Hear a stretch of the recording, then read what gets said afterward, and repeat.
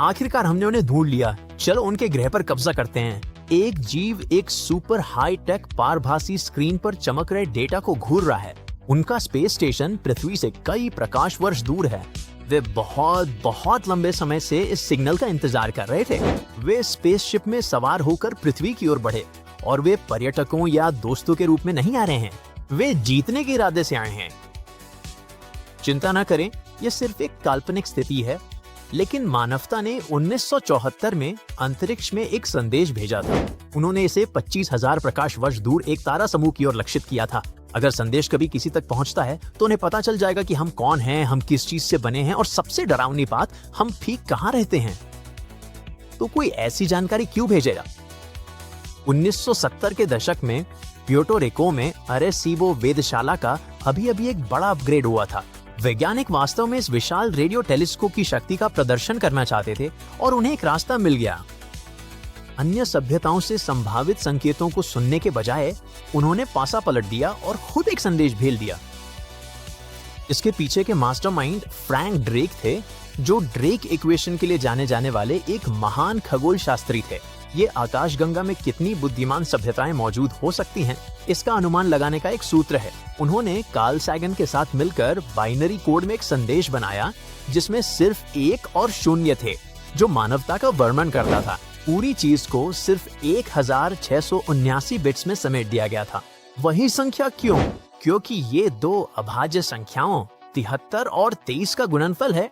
यदि आप बिट्स को 73 पंक्तियों और 23 स्तंभों के आयत में रखें तो आपको एक पिक्सेलेटेड चित्र मिलेगा जो पुराने 8 बिट वीडियो गेम जैसा होगा। तो हमने वास्तव में क्या भेजा?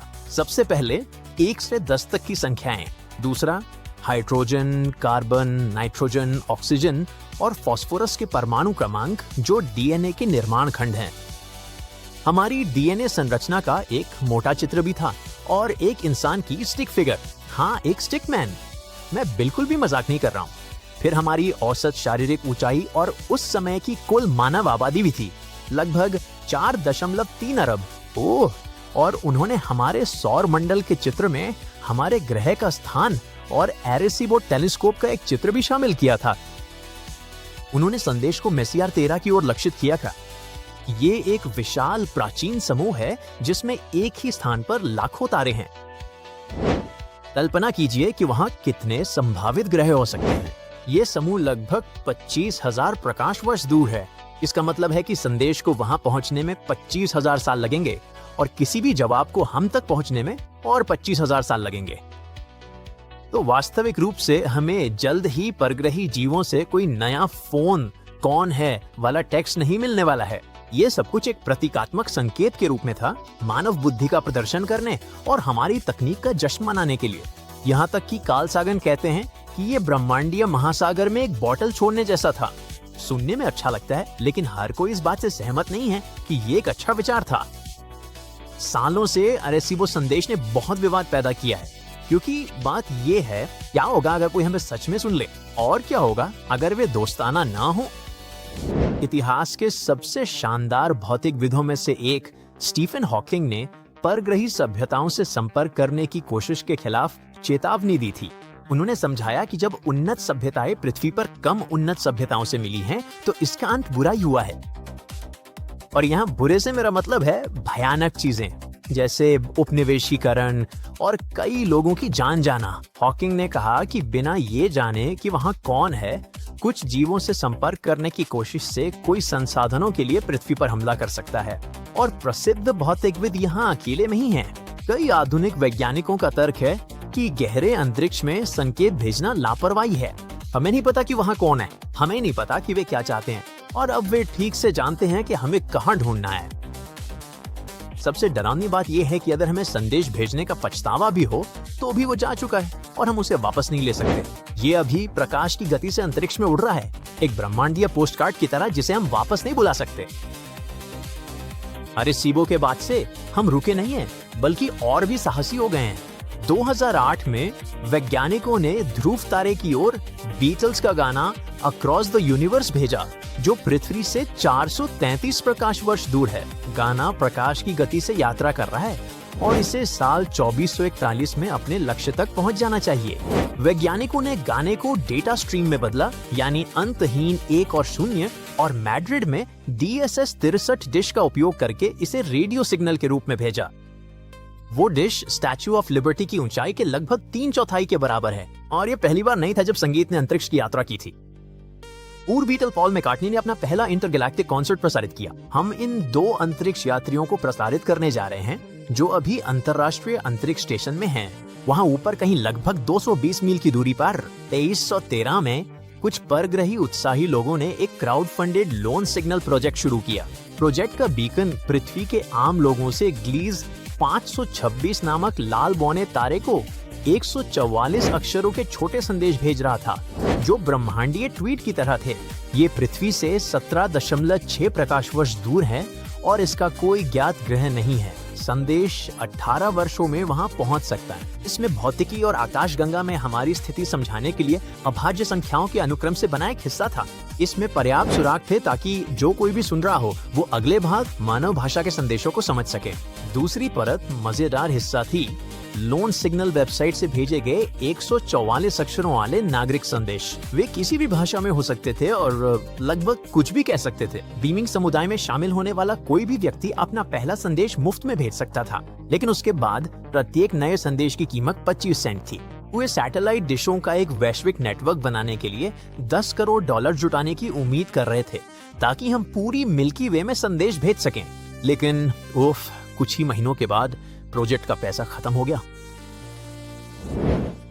हमारी वर्तमान तकनीक के साथ हम अंतरिक्ष में कुछ भी भेज सकते हैं, पूरे विश्वकोश, 3D मॉडल से लेकर सितारों में डिजिटल DNA तक। लेकिन बड़ा सवाल ये है, इसे कौन सुनेगा? और क्या होगा अगर वे अपने ग्रह को छोड़े बिना ही हमें खत्म करना चाहें? सबसे अजीब बात यह है कि कुछ लोग सोचते हैं कि किसी रहस्यमयी उन्होंने हमें पहले ही ढूंढ लिया है। 15 अगस्त 1977 की रात को ओहायो स्टेट यूनिवर्सिटी की बिग ईयर ऑब्जर्वेटरी के वैज्ञानिकों ने एक रहस्यमयी डीप स्पेस सिग्नल देखा। ये बिल्कुल उसी जगह पे था जहां search for extra terrestrial intelligence organisation के लोग कुछ मिलने की उम्मीद कर रहे थे। सिग्नल 72 सेकंड तक चला, बहुत शक्तिशाली था और फिर पूरी तरह से गायब हो गया। सालों तक कई लोगों का मानना था कि ये किसी अज्ञात अलौकिक सभ्यता का संकेत था और वे उनसे फिर से सुनने की उम्मीद कर रहे थे। लेकिन फिर 2020 में वैज्ञानिकों ने मिनी वाउ सिग्नल देखे, जो प्रसिद्ध 1977 वाले सिग्नल के छोटे और बहुत कमजोर संस्करण के। 70 के दशक में वैज्ञानिकों को मैग्नेटर के बारे में नहीं पता था। वे अत्यधिक शक्तिशाली न्यूट्रॉन तारे जिनमें गजब के चुंबकीय क्षेत्र होते हैं। मूल वाओ! शोधकर्ताओं ने अनुमान लगाया कि शायद इसके पीछे हाइड्रोजन का बादल था, लेकिन वे ये नहीं समझा सके कि ये इतना तेज कैसे हो गया। हाइड्रोजन के वे विशाल बादल अंतरिक्ष में तैरते हैं और लगातार रेडियो सिग्नल छोड़ते रहते हैं। खगोलशास्त्री दशकों से हमारी मिल्की वे के आकार का नक्शा बनाने के लिए उनका उपयोग कर रहे हैं, लेकिन वे आम तौर पे वाउ सिग्नल से मेल खाने के लिए पर्याप्त शक्तिशाली नहीं होते हैं, जब तक कि मैग्नेटर जैसी कोई चीज उन्हें थोड़ा बढ़ावा न दे। ये उस रहस्यमय सिग्नल के लिए वास्तव में एक सही स्पष्टीकरण लगता है, लेकिन हम 100% निश्चित नहीं हो सकते कि ये वही था। और ठीक उसी तरह हम 100% निश्चित नहीं हो सकते कि अरेसीबो संदेश एक शानदार कदम था या संभावित रूप से एक खतरनाक गलती। हमें हजारों सालों तक पता नहीं चलेगा, अगर कभी चला भी तो। अरेसीबो टेलीस्कोप 2020 में ढह गया। अंतरिक्ष की खोज के लगभग 60 वर्षों के बाद विशाल डिश टूट गई और अंततः उसे ध्वस्त कर दिया गया, लेकिन संदेश जीवित है। ये अभी भी अंतरिक्ष में उड़ रहा है, उन तारा प्रणालियों के पार जिन्हें हमने कभी नहीं देखा है। शायद एक दिन कोई इसे सुनेगा और शायद वे उस चीज के साथ जवाब देंगे जिसका हम सदियों से सपना देख रहे हैं। आप अकेले नहीं हैं। एक बड़ा अंतरिक्ष यान सूर्य के करीब पहुंच रहा है। तारे की डरावनी गर्मी अंतरिक्ष यान के खोल को पिघलाना शुरू कर देती है। एक और पल में ही यान आग की लपटों में घिर जाता है। कुछ ही देर में वो एक जबरदस्त विस्फोट में बिखर जाता है। कितना दुखद अंत होता अगर ये सच होता। ये कोई यान नहीं था, बल्कि 3I/ATLS नामक एक धूमकेतु था, और लोगों की कही हर बात के बावजूद ये अब भी सही सलामत और सक्रिय है। असल में इंटरनेट पर एक अफवाह है कि धूमकेतु 3I/8TLS सूर्य के सबसे करीब पहुंचते ही फट गया था, लेकिन खगोलविदों का कहना है कि ये सच नहीं है। कोई विस्फोट नहीं हुआ और धूमकेतु का केंद्र अब भी पूरी तरह से सुरक्षित और बिना किसी नुकसान के दिखता है, जो कि थोड़ा हैरान करने वाला है, क्योंकि आमतौर पर जो धूमकेतु सूर्य के बहुत करीब से गुजरते हैं उनमें काफी बड़े बदलाव आ जाते हैं। देखिए, धूमकेतु बर्फ, धूल और चट्टानी पदार्थ के मिश्रण से बने होते हैं, इसी वजह से इन्हें अक्सर गंदे हिमगोले कहा जाता है। तो जब ये सूर्य के करीब आते हैं तो हमारे तारे की तीव्र गर्मी उनकी बर्फ को गैस में बदल देती है। ये नई गैस विशाल जेट्स के रूप में बाहर निकल सकती है, धूमकेतु के चारों ओर एक बादल बना सकती है जिसे कोमा कहते हैं, और या इसे धकेलकर एक लंबी पूंछ में बदल सकती है।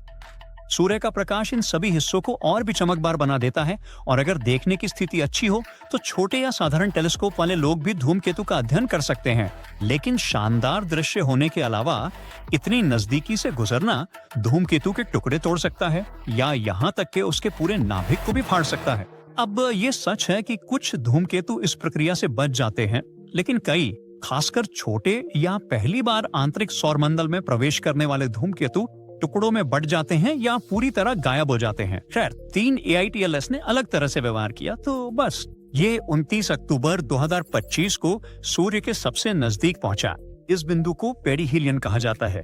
उस समय धूमकेतु सूर्य से लगभग 13 करोड़ मील दूर था। ये सूर्य और हमारे ग्रह के बीच की दूरी से लगभग 1.5 गुना है। धूमकेतु सूर्य के दूसरी ओर था, यानी पृथ्वी से विपरीत दिशा में, इसलिए सूर्य ने उसे हमारी नजरों से छुपा दिया था और हम धूमकेतु को देख नहीं सके। वैसे भले ही 3I/8TLS के टूटने या बहुत सारे टुकड़े छोड़ने की संभावना थी, लेकिन ऐसा नहीं हुआ। उसका नाभिक पूरी तरह सुरक्षित रहा और इसी वजह से धूमकेतु का व्यवहार वैज्ञानिकों के लिए और भी असामान्य और दिलचस्प बन गया। उन्होंने नई तस्वीरों को ध्यान से देखा और कहा कि सब कुछ सामान्य लग रहा है। अब दिलचस्प बात यह है कि एक दिन पहले कुछ लोगों ने सोचा था कि धूमकेतु सूर्य के दूसरी ओर से निकलने के बाद टुकड़ों में टूट गया है। ये विचार तब लोकप्रिय हुआ जब एक ब्लॉग पोस्ट में कहा गया कि धूमकेतु ने अपना बहुत सारा द्रव्यमान खो दिया है। इस दावे को साबित करने के लिए ब्लॉग ने स्पेन में 2 छोटे टेलीस्कोप्स द्वारा 9 नवंबर को ली गई तस्वीरों का इस्तेमाल किया। इन तस्वीरों में धूमकेतु से गैस की धाराएं निकलती हुई दिखाई दे रही हैं। वैज्ञानिकों ने इसका इस्तेमाल ये अनुमान लगाने के लिए किया कि धूमकेतु से कितना पदार्थ निकल रहा है और दावा किया कि इसे कम से कम 16 टुकड़ों में टूट जाना चाहिए था। हालांकि कई वैज्ञानिकों ने इस बयान पे सवाल उठाए हैं। अधिकांश शोधकर्ताओं का कहना है कि इस बात का कोई सबूत नहीं है कि धूमकेतु फट गया है। एक वैज्ञानिक जो इस धूमकेतु का अध्ययन करते हैं कहते हैं कि उन्होंने जो भी तस्वीरें देखी हैं उनमें धूमकेतु पूरी तरह सामान्य और स्वस्थ दिख रहा है। कोई संकेत नहीं है कि धूमकेतु का मुख्य हिस्सा टूट गया है। फिर भी अब जब धूमकेतु दोबारा दिखाई देने लगा है तो खगोल शास्त्री इसे बहुत ध्यान से देख रहे हैं। वे धूमकेतु के पदार्थ और संरचना के बारे में और अधिक जानना चाहते हैं। इस समय अगर आप इसे पृथ्वी से देखें तो धूमकेतु पूर्वी आकाश में धीरे धीरे ऊपर की ओर बढ़ता हुआ दिखाई देता है। अगर मौसम अच्छा हो तो उत्तरी गोलार्ध के कई हिस्सों में लोग इसे एक छोटे टेलीस्कोप से देख सकते हैं, जैसे इस 6 इंच के लेंस वाले टेलीस्कोप से। और बहुत से लोग सचमुच इस धूमकेतु पर ध्यान देते हैं। जुलाई में खोजे जाने के बाद से ये कई जिज्ञासु विचारों का केंद्र बन गया है। कुछ लोग पूरी तरह से मानते हैं कि ये धूमकेतु जो हमारे सौरमंडल के बाहर से आया है और शायद 7 अरब साल से भी ज्यादा पुराना हो सकता है, किसी दूसरी सभ्यता द्वारा भेजा गया एक जांच यंत्र हो सकता है। अब ज्यादातर खगोल शास्त्री इससे पूरी तरह असहमत हैं। बिल्कुल, उनका मानना है कि ये धूमकेतु पूरी तरह प्राकृतिक है और मिल्की वे में कहीं किसी अन्य तारा प्रणाली से आया है। और ये वाकई में रोमांचक है। धूमकेतु 3I/8TLS अब तक देखे गए केवल तीसरे इंटरस्टेलर धूमकेतु हैं और ये अपनी तरह का सबसे बड़ा है। इससे पहले 2019 में धूमकेतु 2I/बोरिसोव यहाँ से गुजरा था और 2017 में ओमुआमुआ एक अजीब लंबा सा दिखने वाला पिंड दिखाई दिया था। लेकिन 3I/एटलास जिसका नाभिक 3.5 मील तक बड़ा हो सकता है, ओमुआमुआ की तुलना में कहीं बड़ा है, जो सिर्फ 1/4 मील लंबा था, और बोरिसोव से भी जो लगभग 3/10 मील चौड़ा है। साथ ही 3I/8TLS शायद अब तक मनुष्यों द्वारा देखे गए सबसे पुराने धूमकेतुओं में से एक है। ओमुआमुआ काफी नया है, इसकी उम्र लगभग 1 अरब साल है। ये आकाशगंगा के पतले डिस्क वाले हिस्से से आया था, जहाँ अभी भी नए तारे बन रहे हैं। ये हमारे सौर मंडल से होकर गुजरने वाली किसी अन्य तारा प्रणाली से आई पहली ज्ञात वस्तु थी, यानी हमारा पहला अंतरतारकीय मेहमान। ये बहुत ज्यादा खिंचा हुआ था, अपनी चौड़ाई से लगभग 10 गुना लंबा, जो अंतरिक्ष में देखी गई किसी भी चीज से बिल्कुल अलग था। जहाँ तक 2I/ बोरिसोव की बात है, इसकी उम्र लगभग 1.7 अरब साल है, यानी ये बीच में आता है। ये भी पतले डिस्क वाले हिस्से से आया था। ये किसी अन्य तारा प्रणाली से आने वाला पहला पुष्टि किया गया धूमकेतु था और इसने वैज्ञानिकों को हमारे सौर मंडल से बाहर की सामग्री को देखने का एक बेहद दुर्लभ मौका दिया। पहले अंतरतारकीय मेहमान ओumuamua के विपरीत, जो एक क्षुद्र ग्रह जैसा दिखता था, बोरिसोव ने एक पारंपरिक धूमकेतु की तरह व्यवहार किया। इसके चारों ओर एक चमकीला कोमा था, जो गैस और धूल की अस्थायी धुंधली परत होती है, जो धूमकेतु के नाभिक के चारों ओर तब बनती है जब वो सूर्य के पास आता है।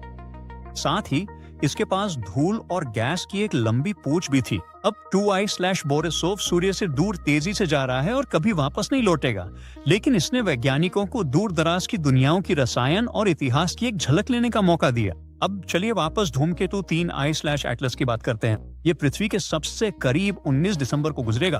तब तक वैज्ञानिक और भी कई अवलोकन करेंगे। लोग भी इस धूमकेतु के बारे में कई नई बातें जरूर कहेंगे, ये तो तय है। लेकिन सबसे अच्छा यही है कि सतर्क रहें और हर बात पर तुरंत विश्वास न करें। वैसे भले ही आप इस मशहूर धूमकेतु को अपनी आंखों से या आम दूरबीन से नहीं देख सकते, लेकिन ये अच्छी खबर है।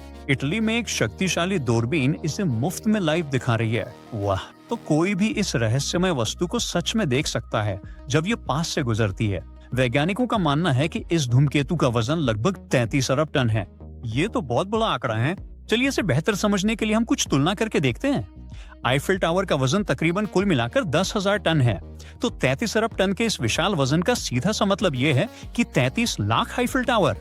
और अगर आप इस अंतरिक्ष यात्री की तुलना करने की कोशिश इमारतों से करें, तो 33 अरब टन का ये विशालकाय वजन कई बड़े शहर के इलाकों के कुल क्षेत्रफल जितना है, जो पूरी तरह से मजबूत स्टील और कंक्रीट से बने हों। अब 3I/ATLS को पहली बार जुलाई में नासा के asteroid terrestrial impact last alert system द्वारा देखा गया था। और अगर आप ध्यान दें तो एटलस नाम भी वहीं से आया है। इसके थोड़ी देर बाद नासा ने पुष्टि की कि ये वस्तु हमारी सौर प्रणाली से बिल्कुल भी नहीं है। अब विशाल होने के अलावा 3I/ATLS कई और तरीकों से भी असामान्य है। जैसे जैसे ये सौर मंडल से गुजर रहा है, ये भारी मात्रा में कार्बन डाइऑक्साइड और धूल छोड़ रहा है।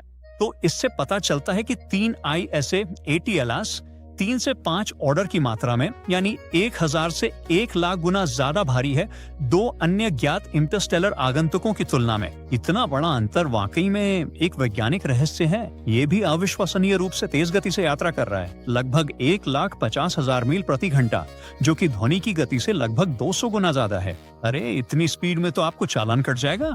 और हमारे सौर मंडल की वस्तुओं के विपरीत, जो गुरुत्वाकर्षण के कारण घुमावदार रास्तों पर चलती हैं, 3I/ATLS लगभग सीधी रेखा में आगे बढ़ रहा है। यही बात इसे सबसे अलग बनाती है। अब जब ये धूमकेतु सूर्य के पार चला गया है, तो पृथ्वी पर स्थित दूरबीनें इसे फिर से देख सकती हैं। धूमकेतु 3I/ATL हमारे लिए इसलिए महत्वपूर्ण है क्योंकि ये केवल तीसरा इंटरस्टेलर आगंतुक है जिसे हमने कभी देखा है, और ये अब तक का सबसे बड़ा और सबसे पुराना भी हो सकता है। और ये कुछ अन्य धूमकेतुओं की तरह सूर्य के पास टूटकर बिखरा भी नहीं। इसे अध्ययन करके वैज्ञानिक ये जान सकते हैं कि अन्य तारामंडलों में कौन कौन से पदार्थ मौजूद हैं, और हमारी आकाशगंगा में धूमकेतु और यहाँ तक कि ग्रह कैसे बनते हैं, इसे और बेहतर समझ सकते हैं।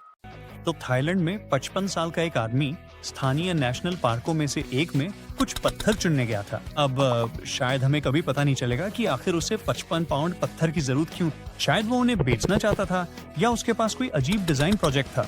लेकिन उसकी योजना कामयाब नहीं। इस बारे में काफी सख्त नियम बनाए गए थे। वो रंगया तो पकड़ा गया, और अब उसे नेशनल पार्क को एक बहुत बड़ा आर्थिक जुर्माना देना। स्थानीय लोगों में से एक ने हमारे हीरो को पत्थर चुनते हुए देखा और अधिकारियों को बुलाने का फैसला किया। उन्होंने इसे गंभीरता से लिया और पार्क रेंजरों, वन सुरक्षा अधिकारियों और पर्यावरण अपराध पुलिस के साथ एक पूरी ऑपरेशन शुरू कर दी। उन्होंने उस जगह पे घात लगाई जहां उसने उन्हें बताया था। जल्द ही उन्होंने एक आदमी को देखा जिसे हम सिर्फ मिस्टर मन्ना के नाम से जानते हैं।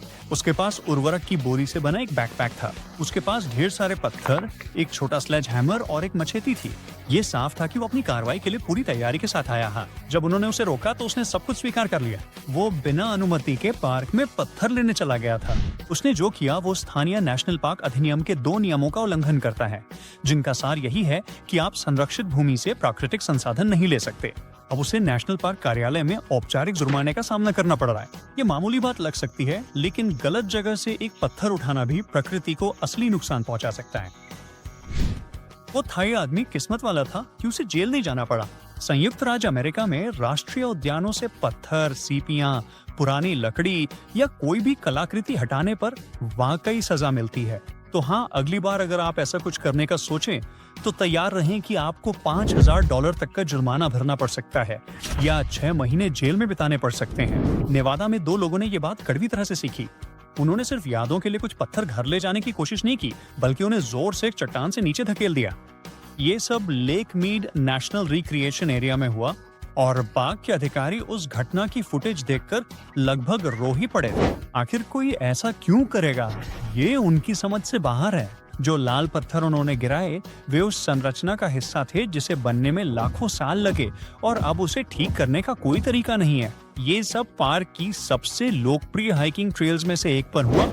चूंकि पार्क इतना विशाल है, स्टाफ हर जगह एक साथ नहीं रह सकता और हर शरारती पर्यटक को बेवकूफी करने से नहीं रोक सकता।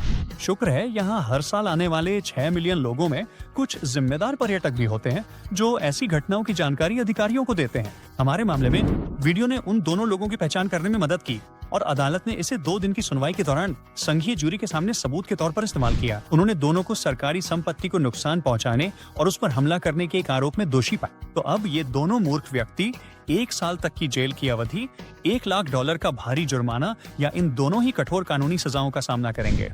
अब चट्टानें ही एकमात्र चीज नहीं है जिन्हें लोग हाइकिंग से घर ले जाने की कोशिश करते हैं। एरिजोना के पेट्रीफाइड फॉरेस्ट नेशनल पार्क में लोग सालों से जीवाश्म लकड़ी चुरा रहे हैं। इस लकड़ी में अनोखे इंद्रधनुषी रंग होते हैं और ये सब प्राचीन पेड़ों का हिस्सा है जो लाखों सालों में पत्थर में बदल गए। आप हर टुकड़े से प्रागैतिहासिक पृथ्वी के बारे में जान सकते हैं, लेकिन लोगों को उस हिस्से में ज्यादा दिलचस्पी नहीं है। उन्हें उन अफवाहों में ज्यादा मजा आता है जो इन जीवाश्मों के साथ जुड़ी रहस्यमयी श्राप के बारे में है। कहा जाता है कि अगर आप कोई टुकड़ा घर ले जाएं तो आपके साथ बदकिस्मती जुड़ जाएगी। हाँ, मैं समझ सकता हूँ कि इसमें लोगों को क्या आकर्षण है। हाँ, सैकड़ों लोग जिन्होंने इस पे विश्वास किया, पार्क से लकड़ी ले गए और फिर माफी के पत्रों के साथ उसे वापस भेज दिया। पार्क प्रशासन ने इन पत्रों को तथाकथित अंतरात्मा के ढेर में इकट्ठा किया और उनके लिए खास शर्म की दीवार भी बनाई है। इसी समय पार्क रेंजरों ने कहा कि शरारती आगंतुकों ने इतनी लकड़ी चुरा ली थी कि पार्क खाली सा होने लगा था। उन्होंने हर मेहमान को संभावित अपराधी की तरह देखा और कौन उन्हें दोष दे सकता है। लेकिन किसी ने भी असल में ये शोध नहीं किया कि आगंतुकों ने पार्क से कितनी जीवाश्म लकड़ी चुराई थी। पैलियोंटोलॉजिस्टों ने आखिरकार ये जांचने का फैसला किया कि क्या सच में लाखों टन लकड़ी गायब थी, और ऐसा लगता है कि ये सिर्फ एक अफवाह थी। किसी ने उस इलाके से लकड़ी गायब होने की रिपोर्ट दी थी जहां चट्टानों की परतों में सैद्धांतिक रूप से भी लकड़ी हो ही नहीं सकती थी। फिर उन्होंने ऐतिहासिक तस्वीरों की तुलना 2007 और 2012 की हालिया तस्वीरों से की। पता चला कि परिदृश्य में वास्तव में कोई खास बदलाव नहीं आया था। नई पक्की पगडंडियों ने कुछ कथित रूप से गायब लकड़ी को ढक दिया था और हालांकि रेंजर अब भी कुछ लोगों को पकड़ लेते हैं, लगभग 1 से 2% पर्यटकों को जो छोटे जीवाश्म के टुकड़े ले जाते हैं, लेकिन ऐसा नहीं है कि कोई पूरा जीवाश्मित पेड़ ठेले में डाल के ले जा रहा हो। इसलिए पार्क के कर्मचारियों ने पर्यटकों के प्रति थोड़ा नरम रुख अपनाने का फैसला किया और यहाँ तक कि विजिटर ओरिएंटेशन वीडियो से भी वो नाटकीय दृश्य हटा दिया जिसमें किसी को जीवाश्म चोरी के लिए गिरफ्तार होते दिखाया गया था। अब पार्क में गाड़ियों की तलाशी या बड़े बड़े इलाकों को बंद करने जैसी जरूरत से ज्यादा सख्त रणनीतियां नहीं अपनाई जाती। अब तो वे लोगों को पहले से भी ज्यादा पार्क का अन्वेषण करने और डेस्टिनेशन हाइक पर जाने के लिए आमंत्रित करते हैं।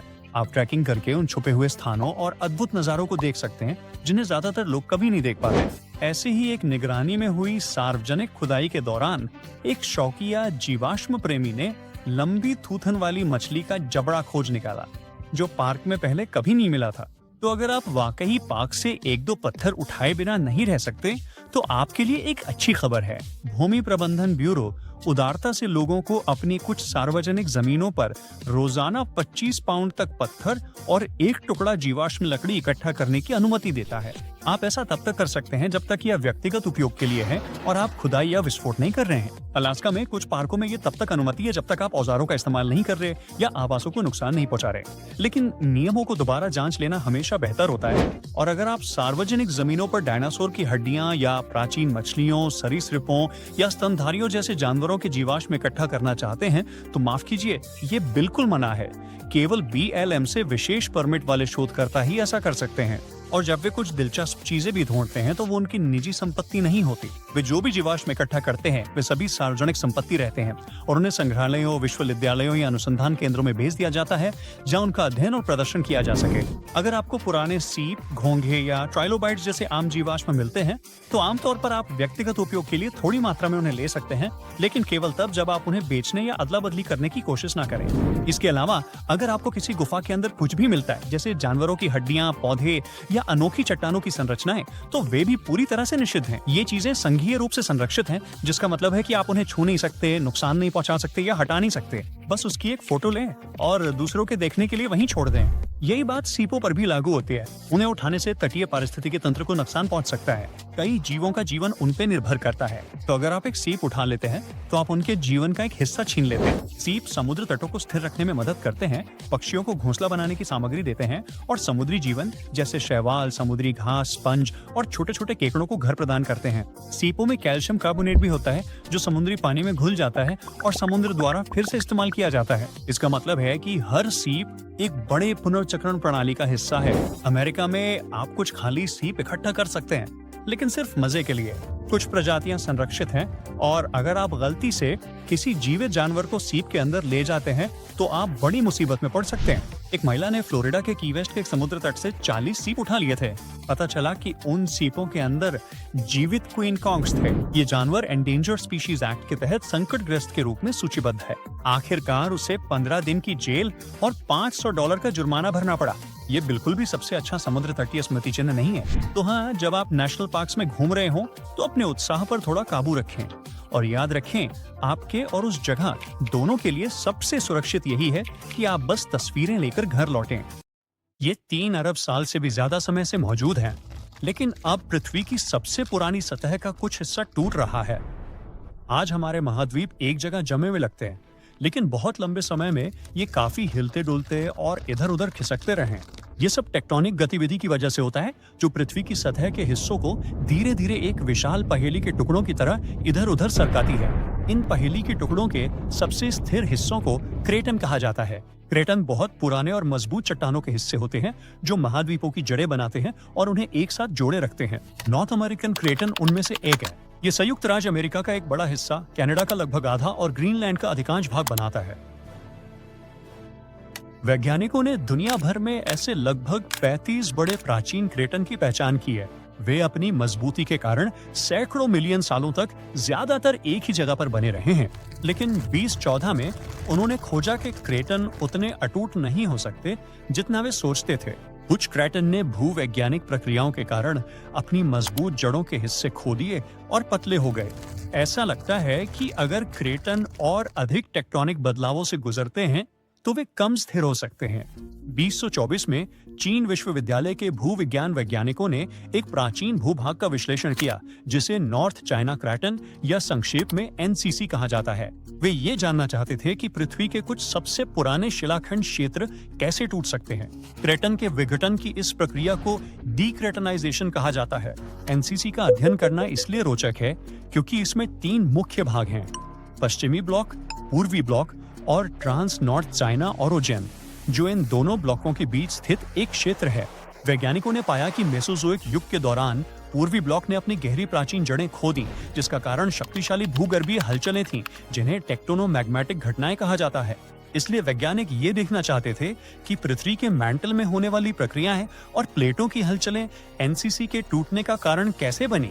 उन्होंने 4D मॉडल बनाए जो दिखाते हैं कि समय के साथ एनसीसी का आकार कैसे बदला, इसकी सतह की बनावट, इसकी परतों का फैलाव और भूकंप की तरंगें इसमें किस तरह से गुजरती हैं। उन्होंने पाया कि टेक्टोनिक प्लेट का एक हिस्सा क्रेटन के नीचे फिसल गया और फिर पीछे की ओर लुढ़कने लगा। इस लुढ़कने और खिंचाव के कारण मजबूत चट्टान पतली हो गई और आखिरकार अपनी स्थिरता खो बैठी। ये सब लगभग 200 मिलियन साल पहले जुरासिक काल के दौरान शुरू हुआ था, जब डायनासोर धरती पर राज कर रहे थे। नॉर्थ चाइना क्रेटनी एकमात्र जगह नहीं है जहां ये डीक्रेटनाइजेशन प्रक्रिया हो सकती है। अन्य क्रेटन जैसे कि उत्तर अमेरिका, दक्षिण अमेरिका और चीन के यांगसी क्षेत्र में भी शायद इसी तरह के बदलावों से गुजरे हैं। वैज्ञानिकों का कहना है कि ये दिखाता है कि पृथ्वी के महाद्वीप अरबों वर्षों में धीरे धीरे कैसे बदलते और विकसित होते रहे हैं। और ऐसा लगता है कि भूविज्ञान के मामले में कोई भी जगह 100% बदलावों से सुरक्षित नहीं है। लेकिन घबराने की कोई बात नहीं है। आप इसे महसूस नहीं करते, लेकिन हमारा ग्रह कभी भी रुकता नहीं है और ये पूरी तरह सामान्य है। लेकिन कभी-कभी ये गति अब भी नाटकीय बदलाव लेकर आती है। साल 2017 में वैज्ञानिकों ने आधिकारिक घोषणा की कि जीलैंडिया को एक नया महाद्वीप कहा जा सकता है। इस रहस्यमयी महाद्वीप के महाद्वीपीय शेल्फ समुद्र तल से लगभग 3280 फीट की गहराई पर स्थित हैं। सबसे नजदीकी महासागरीय क्रस्ट उससे भी गहराई में 9800 फीट नीचे डूबा हुआ है।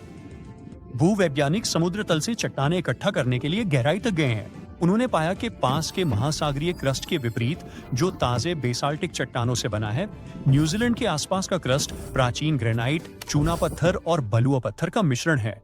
ये सब महाद्वीपीय क्रस्ट की ओर इशारा करता है। इसके अलावा वैज्ञानिकों ने महासागरीय क्रस्ट की एक संकरी पट्टी खोजी है, जो ऑस्ट्रेलिया को जीलैंडिया की छिपी हुई भूमि से अलग करती है। इसका मतलब है कि ये दोनों अलग-अलग महाद्वीप हैं। 85 मिलियन साल पहले जीलैंडिया ने सुपर कॉन्टिनेंट गोंडवाना से अलग होने का फैसला किया था। करोड़ों साल बाद शक्तिशाली पैसिफिक प्लेट, जो टेक्टोनिक प्लेट्स की हेवीवेट चैंपियन है, ने जीलैंडिया के महाद्वीपीय क्रस्ट के नीचे जाने का फैसला किया। और इसी तरह जीलैंडिया की जड़, यानी उसका महाद्वीपीय क्रस्ट से संबंध टूट गया और गहराइयों में चला गया। और इस दुनिया के इस हिस्से से टेक्टोनिक खबरें यहीं खत्म नहीं होती। 120 मिलियन साल पहले ऑस्ट्रेलिया और अंटार्कटिका एक ही जमीन का हिस्सा थे। वे अलग अलग रास्तों पे चले गए, लेकिन अंटार्कटिका खाली हाथ नहीं गया।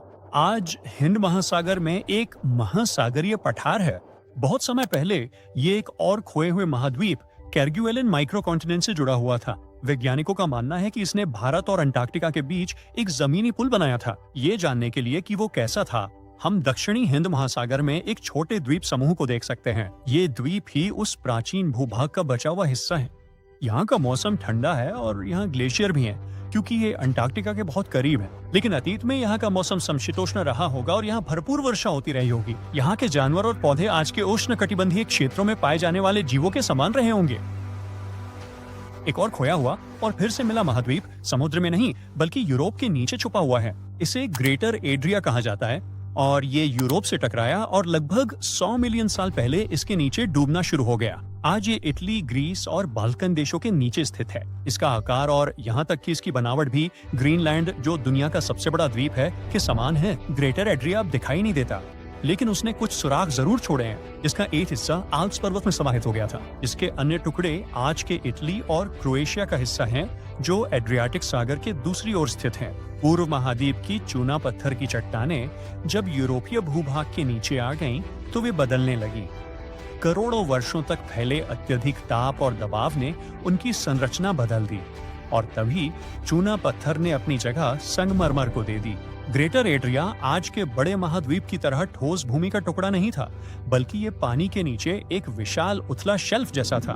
समय के साथ रेत, कीचड़ और अन्य चीजें इस शेल्फ पर जम गईं और धीरे धीरे चट्टान में बदल गईं। ग्रेटर एड्रिया शायद जीलैंडिया या फ्लोरिडा कीज की तरह रहा होगा, यानी उथले समुद्र में बसी छोटी छोटी द्वीपों की एक श्रृंखला। पानी के ऊपर शायद बहुत सारे छोटे द्वीप और द्वीप समूह थे और लहरों के नीचे रंग बिरंगे प्रवाल भित्तियां थीं, जो समुद्री जीवन से भरी हुई थीं। अगर आप उस समय रहते और आपके पास स्कूबा टैंक होता, तो ये गोता लगाने और खोजने के लिए एक अद्भुत जगह होती।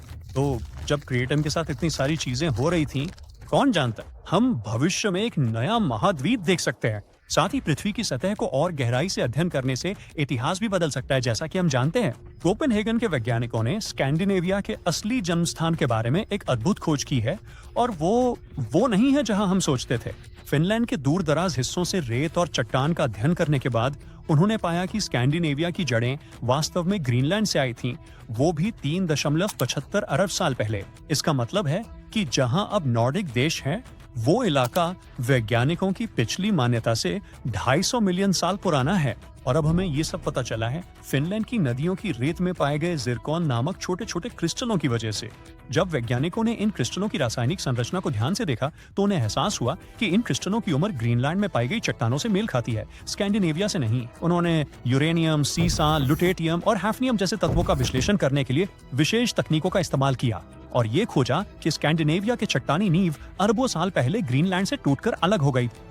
संभवतः जमीन का एक छोटा सा बीज सैकड़ों मिलियन सालों में पृथ्वी की सतह पर बहता हुआ चला गया। ये टुकड़ा अंततः वहीं आके ठहर गया जहां आज फिनलैंड है। समय के साथ इस बीच के चारों ओर नई चट्टानों की परतें बनती गईं और धीरे धीरे ये वही स्कैंडिनेविया बन गया जिसे हम आज नक्शों पर देखते हैं। यही अध्ययन हमें ये सोचने में मदद कर सकता है कि पृथ्वी पर महाद्वीप सबसे पहले कैसे बने थे। सबसे अधिक स्वीकार्य सिद्धांत ये है कि महाद्वीपीय भूआवरण का विकास ठीक उसी समय शुरू हुआ जब ग्रह का निर्माण हुआ था। लेकिन नए अध्ययनों से पता चलता है कि महाद्वीपों के संकेत केवल 1 अरब साल बाद ही उभरने लगे थे। वैज्ञानिकों ने समझाया कि पृथ्वी के महाद्वीप शायद अलग अलग जगहों पर प्राचीन भू आवरण के छोटे छोटे बीजों के रूप में शुरू हुए थे। समय के साथ ये बीज बढ़ते गए और आज के जमीन के बड़े हिस्से बन गए जिन्हें हम जानते हैं। ये प्राचीन बीज सिर्फ स्कैंडिनेविया में ही नहीं बल्कि ऑस्ट्रेलिया, दक्षिण अफ्रीका और भारत में भी पाए जाते हैं। वैज्ञानिकों को ये निश्चित नहीं है कि ये सभी बीज एक ही जगह से आए थे या फिर ये दुनिया के अलग अलग हिस्सों में अलग अलग विकसित हुए थे। तो अभी भी जानने के लिए बहुत कुछ बाकी है और वैज्ञानिकों को ये पता लगाने के लिए और खुदाई करनी होगी कि क्या ये सभी प्राचीन बीज आपस में जुड़े हुए हैं।